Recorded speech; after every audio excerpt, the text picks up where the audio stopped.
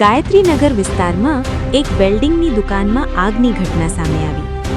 પ્રાપ્ત થતી માહિતી મુજબ વેલ્ડિંગ મશીનની અંદર આગ લાગવાની ઘટના બની હતી। તેમાં એક વ્યક્તિને શોર્ટ લાગ્યો હોય તેવી માહિતી સામે આવી રહી છે। હાલ ફાયર વિભાગે આગ ઉપર કાબૂ મેળવી આગળની કાર્યવાહી હાથ ધરી છે।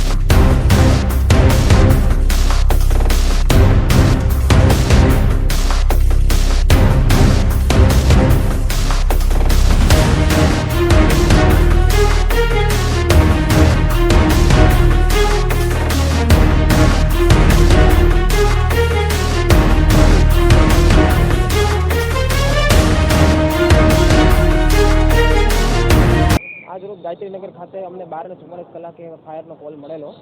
એ અંતર્ગત અમે અહીંયાથી પૂર્વ ઝોનલથી એક ગાડી રવાના કરેલી અને અહીંયા આવીને વેલ્ડિંગની એક વર્કશોપની અંદર આગ લાગેલી, જેમાં વિજયભાઈ નામના દુકાન માલિક ઇજાગ્રસ્ત થયેલ છે। એમના ફાધર, એમને શોક લાગ્યો છે તો એને અત્યારે 30 ખાતે 108 મારફતે મોકલી દીધેલ છે। આગ લાગવાનું પ્રાથમિક કારણ અત્યારે શોર્ટ સર્કિટ જણાઈ રહ્યું છે, બાકી તપાસ કરી।